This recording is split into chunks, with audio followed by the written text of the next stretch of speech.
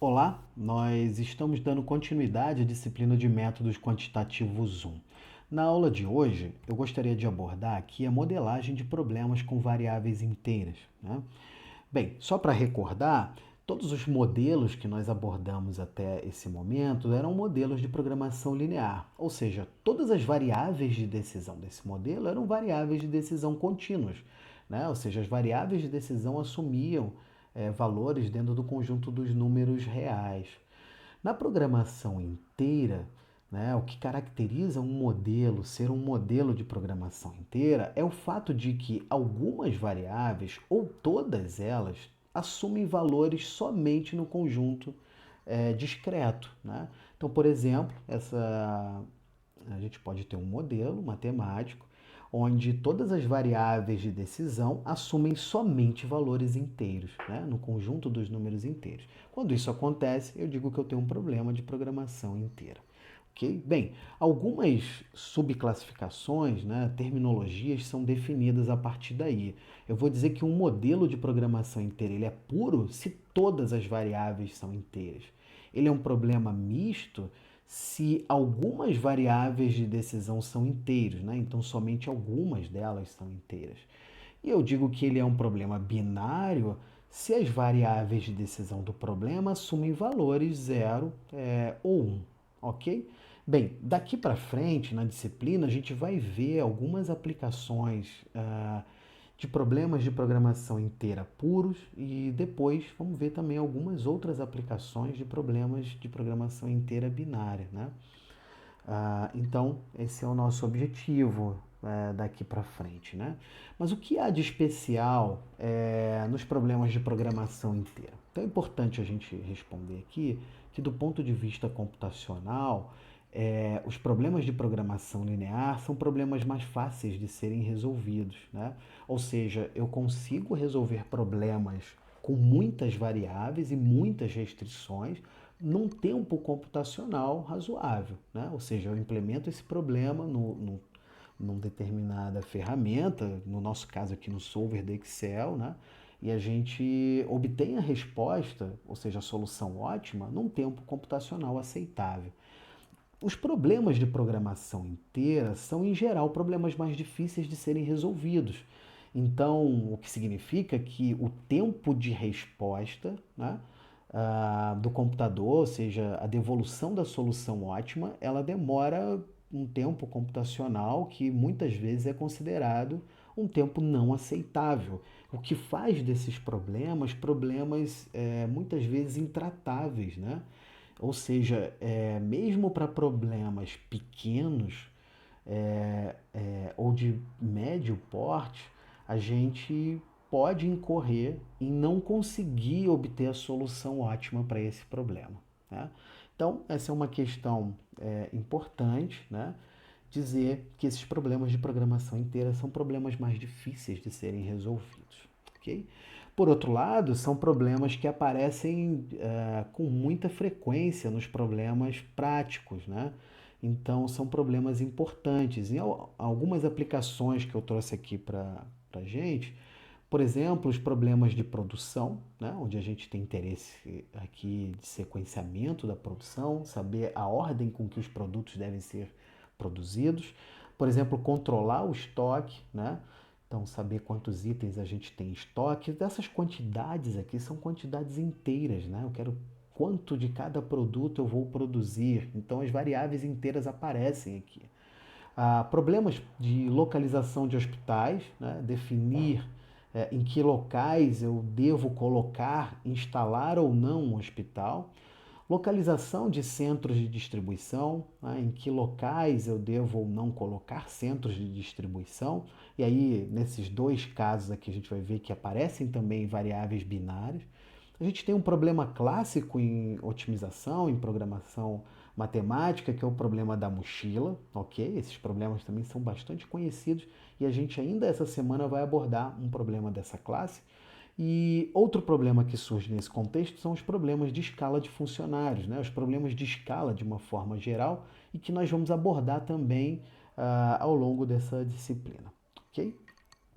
Bem, deixa então eu ir para um exemplo onde as variáveis de decisão desse problema são variáveis de decisão inteira, ok? Então a gente tem aqui uma montadora que produzirá dois modelos de carro. Então, os dados, né, os detalhes quantitativos desse problema estão na tabela a seguir. Então vamos aqui para a tabela. Bem, para produzir um SUV, eu gasto, a montadora gasta 20 horas para montar esse SUV. Para montar um carro de passeio, a montadora gasta 15 horas. E há uma quantidade mensal disponível em horas para essa etapa de montagem de 320 horas, ok? Bem, há também uma limitação para o tempo de pintura mensal, né? Por mês há uma disponibilidade de 250 horas para pintura. Cada SUV pintado demora 28 horas para ser pintado e cada carro de passeio demora 6 horas para ser pintado. Ok? A questão aqui é o quanto produzir de SUV e o quanto produzir de carro de passeio, né, de modo a maximizar o lucro. Cada unidade de SUV produzida me dá um lucro de 10 mil reais e um carro de passeio me dá um lucro de 7 mil reais, ok? Então a gente quer saber, construir um modelo de programação inteira que seja capaz de encontrar uma solução que proporcionará o lucro máximo à empresa, né? Então, o objetivo aqui é maximizar o lucro. Então, as nossas variáveis de decisão são variáveis de decisão do tipo X1, onde X1 é a quantidade produzida do SUV por mês e X2 é a quantidade produzida do veículo de passeio, também aqui por mês. Ok? Bem, minha função objetivo, o objetivo é maximizar o lucro. E o lucro é dado por o lucro unitário do SUV vezes o quanto eu produzo, né? Mais o lucro unitário do veículo de passeio vezes o quanto eu produzi de veículo de passeio. Essa expressão me dá o total, o lucro total, ok? Bem, eu tenho duas restrições aqui para esse problema. Uma restrição de tempo disponível para montagem, né? Então esse lado esquerdo aqui, ele reflete o tempo total que eu gasto para montar tanto veículos do tipo SUV quanto veículos de passeio. Isso tem que estar limitada a esse tempo total que eu tenho por mês para montagem. E, bem, de forma análoga, eu tenho uma quantidade de horas mensais, né, de 250 horas para realizar a pintura. Isso aqui é o tempo total que eu gasto na pintura de ambos os modelos, né, do SUV e do carro de passeio. Muito bem, então eu tenho duas restrições aqui, mais outras duas restrições de não negatividade, ou seja, as quantidades produzidas têm que ser maiores ou iguais a zero, mas além disso eu também preciso exigir que essa quantidade produzida é uma quantidade inteira, né? Então, nosso interesse aqui não é produzir 2,3 automóveis, mas é em produzir ou 0, ou 1, ou 2, ou 3, ou 4 e assim por diante, né? O que faz dessas variáveis de decisão aqui, variáveis de decisão inteiras, ok? Bem, vamos lá então. O objetivo é maximizar, sujeito a esse conjunto de restrições. Mas vamos fazer o seguinte, inicialmente eu vou relaxar esse modelo. E o que é considerar um modelo relaxado? Eu vou desconsiderar as restrições de integralidade. Então, eu vou resolver esse problema sem me preocupar com o fato das variáveis serem inteiras. E para resolver esse problema, a gente já viu, dá para resolver graficamente, né? Então, eu desenho aqui a minha região viável, que é essa região que está aqui, né? E acho a solução ótima para esse problema, que é essa produção ótima aqui, nesse caso, dá 6,1 e 13,2. Ou seja, a gente produz 6,1 SUVs e 13,2 carros de passeio.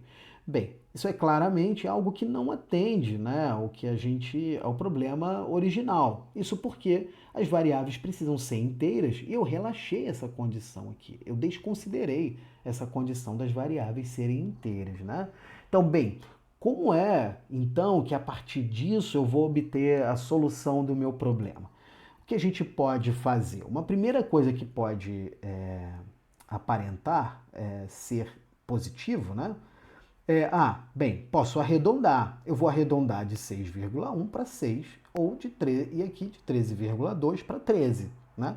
Bem, quando eu faço isso, a gente corre alguns riscos. Qual é o risco? Primeiro, que essa solução nova obtida, que agora sim é inteira, né, e resolve o problema original, ela pode ser uma solução infactível, ou seja, pode ser uma solução inviável.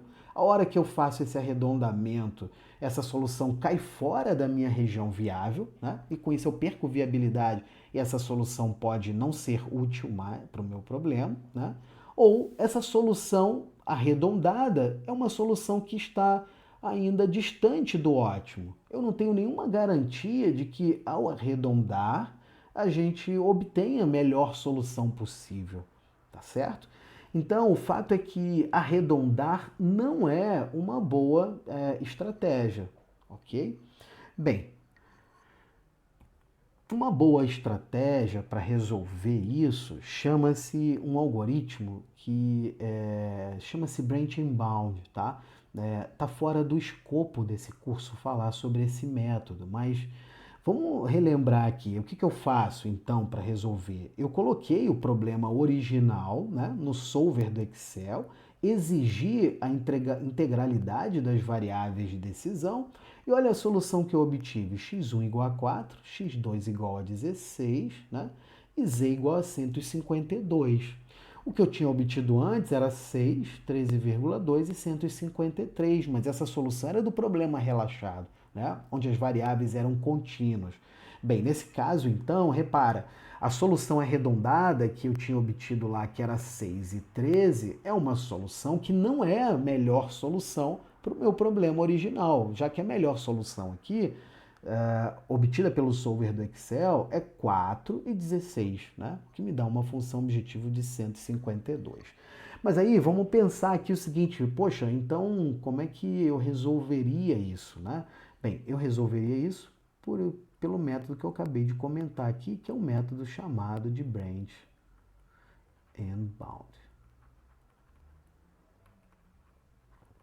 Como eu já falei, esse método, né, tá fora do escopo dessa disciplina. Mas em problemas pequenos, olha como esse problema ele é difícil de resolver, né? Em problemas pequenos, um problema pequeno como esse, né? A gente tem aqui as soluções possíveis, são todas as soluções que estão aqui na região viável. Então eu deveria aqui, se eu fizer essa análise da otimalidade por exaustão, ou seja, enumerar todas as soluções inteiras, eu fiz aqui, desenhei todas as soluções inteiras, né? Então, por exemplo, essa solução aqui é a solução 1, por exemplo, né? Aqui é a solução 2, 1, aqui é a 1, 2, 1, 3, 1, tá aqui e assim por diante, né? Todas as soluções inteiras aqui dentro da região viável são soluções candidatas à melhor solução possível do problema. Mas olha quantos pontos inteiros eu tenho como candidatos aqui, né? No problema de programação linear, eu tinha só o 0, 0, esse outro ponto aqui, né? Esse outro ponto aqui com uma solução possível e esse outro ponto aqui. Ou seja, eu tinha 4 soluções possíveis para o meu problema, né?